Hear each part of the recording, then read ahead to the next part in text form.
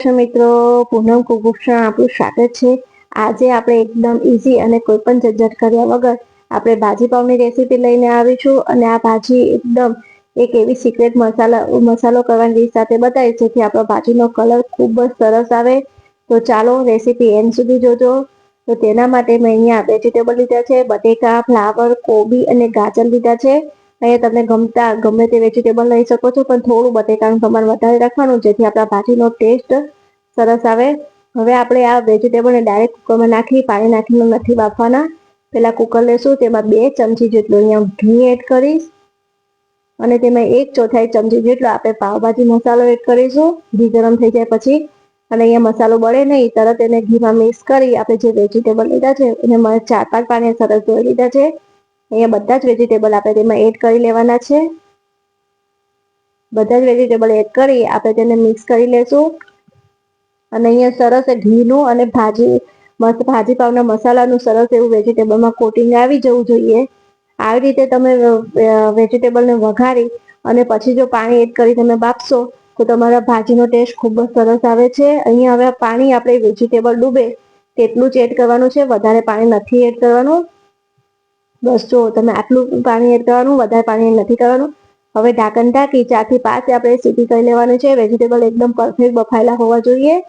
અને હવે તેની ગ્રેવી તૈયાર કરવા માટે મેં અહીંયા 3 નંગ ડુંગળી અને 3 નંગ ટમાટર લીધા છે। ટમાટર સરસ એવા લાલ હોય એવા લેવાના જેથી આપણા ભાજીનો કલર ખૂબ જ સરસ આવે। અને મેં ચોપરમાં ચોપ કરી લીધા છે। ટમાટરને થોડા વધારે ચોપ કરવાના, થોડું ગ્રેવી ટાઈપ ચોપ કરી લેવાનું।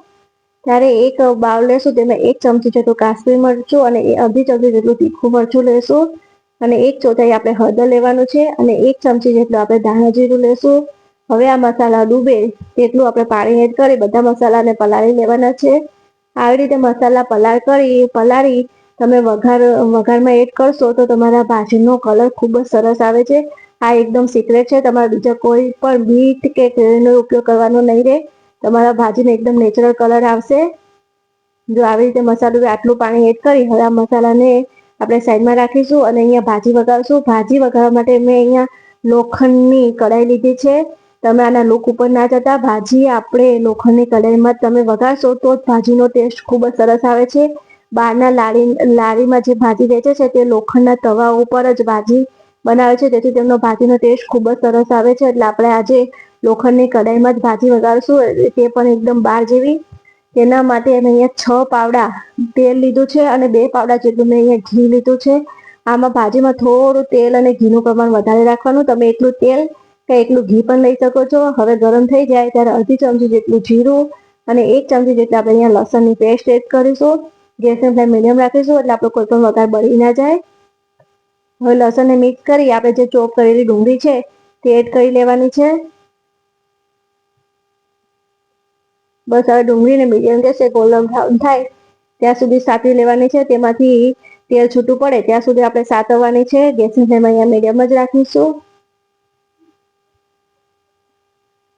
જો સરસ તેલ છૂટું પડી જાય છે ને આપણે ગોલ્ડન બ્રાઉન થઈ ગઈ છે ત્યારે મેં અહીંયા એક મીડિયમ સાઇઝનું કેપ્સિકમ ઝીણું સમારી રાખ્યું હતું તે એડ કરી લેવાનું છે। તેને પણ મિક્સ કરીશું। કેપ્સિકમને આપણે 1 મિનિટ સુધી કૂક થવા દેશું એટલે સરસ સોફ્ટ થઈ જાય છે।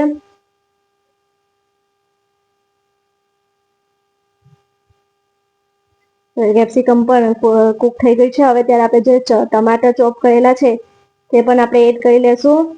ટમાટર તમે જો એકદમ સરસ એવા લાલ હોય તેવા મેં લીધા છે, જેથી આપણા ભાજીમાં નેચરલ કલર આવે। તમારે કોઈ પણ બીટ કે આર્ટિફિશિયલ કલર એડ કરવાની જરૂર રહેતી નથી।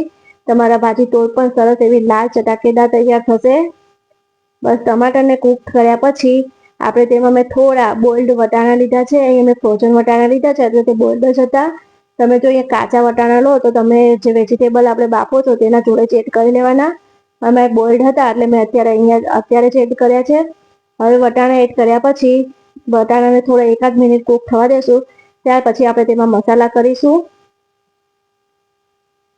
જો વટાણા સરસ કૂક થઈ ગયા છે ને આમાંથી તેલ પણ છૂટું પડી ગયું છે, આ સમયે આપણે જે મસાલા પલાળી રાખ્યા હતા તમે જો સરસ પલળી પણ ગયા છે અને સરસ ફૂલી પણ ગયા છે। આ સમયે તેમાં એડ કરી લેશું। મસાલા એડ કર્યા પછી તેમને સાથે જ આપણે પાવભાજી મસાલો પણ એડ કરી લેવાનો છે। અહીંયા હું 1.5 ચમચી જેટલો પાવભાજી મસાલો લઈશ। તમને ભાજી વધારે ચટાકેદાર ગમતી હોય તો તમારે 2 ચમચી જેટલો પાવભાજી મસાલો લેવાનો।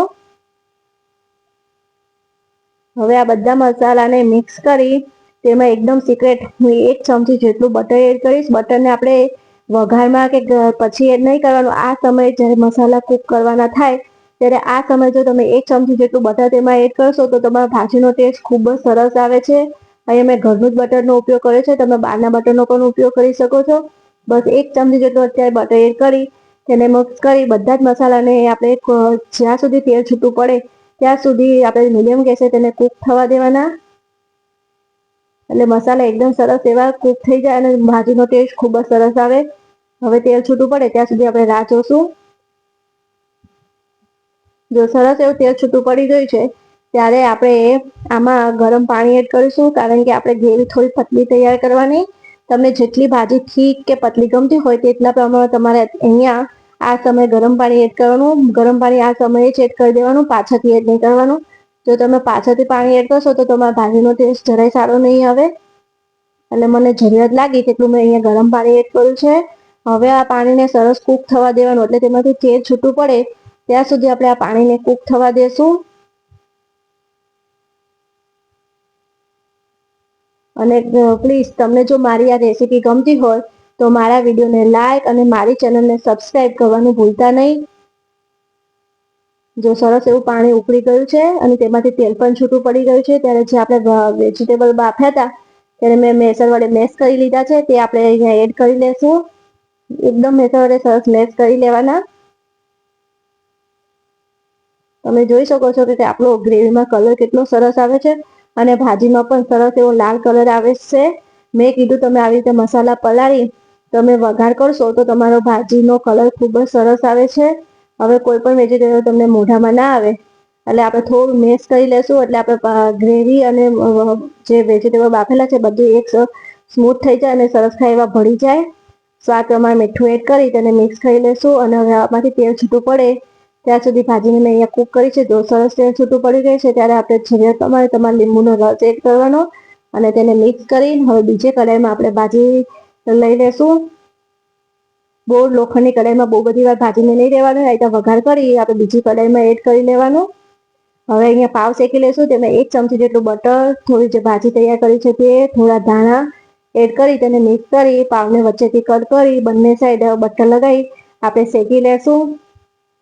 તો આપણે ભાજી પાવ તૈયાર છે. તો તમને મારી આ રેસીપી કેવી લાગી જરૂર કહેજો. જો તમને ગમી હોય તો મારી ચેનલને લાઈક, સબસ્ક્રાઈબ અને શેર કરવાનું ભૂલતા નહીં. જય શ્રી કૃષ્ણ. જેથી હું તમારા માટે નવી નવી રેસીપી લઈને આવું.